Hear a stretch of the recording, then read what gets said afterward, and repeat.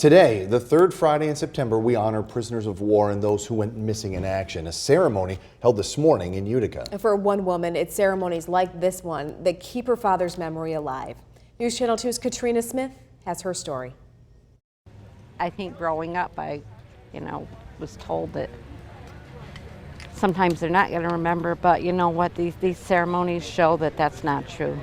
Susan Keating spoke about her father at the Military Order of Purple Heart Chapter 490 and Vietnam Veterans of America Chapter 944 POW ceremony at the Parkway Center in Utica, recalling the last time she saw her father.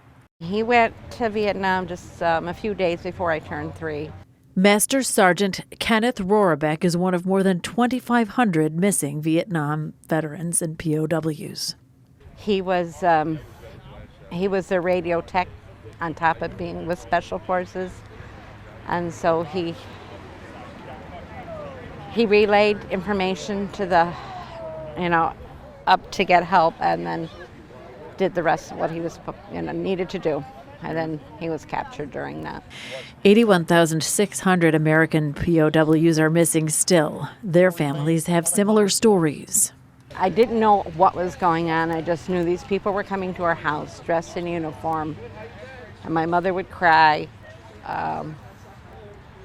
And somebody tried to explain to me that my father was captured. I didn't understand what that word meant. 3, but it was, and then the years followed, that eventually when understanding grew. On November 24th, 1963, the day after President Kennedy was shot, her father's camp was overrun and he was taken prisoner. My mother kept a satchel all the news clippings, because there were many news clippings of when it happened. There was a journalist, Alfred Burchett, who had interviewed him in camp, him and the 3 other POWs. And so we have that story. And my mother kept all of that in the satchel for us to look at as we were growing up and go through, and she did that because she herself couldn't talk about it. To this day, Rohrabeck's remains haven't been found. In Utica, Katrina Smith, News Channel 2. We thank your father for his service.